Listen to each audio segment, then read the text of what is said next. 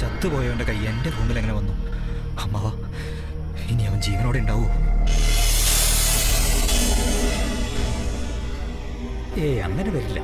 ഇഷ്ടക്കടത്തിൽ പോയി നോക്കിയാൽ സംശയം തീർക്കാലോ. ഞങ്ങൾ പോയി നോക്കിയതാ, അവന്റെ ബോഡി അവിടെ ഇല്ല. എന്തായാലും നടന്നത് നടന്നു. നീ ഒന്നും പേടിക്കണ്ട. എന്ത് വന്നാലും ഞാനുണ്ട് കൂടെ. നിന്റെയും കവിതയുടെയും കല്യാണം നാളെ നടക്കും. അതിനൊരു മാറ്റവും ഇല്ല.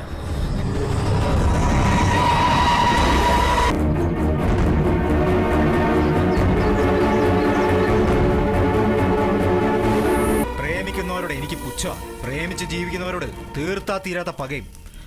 അപ്പോഴാ അന്യജാതിപ്പെട്ട മറ്റൊരുത്തൻ ഭഗവതിപുരത്തെ പെണ്ണിനെ രജിസ്റ്റർ കല്യാണം ചെയ്ത് ചെളിഞ്ഞ് നടക്കാൻ പോണത്. സമ്മതിക്കില്ല, ആവശ്യം സമ്മതിക്കില്ല.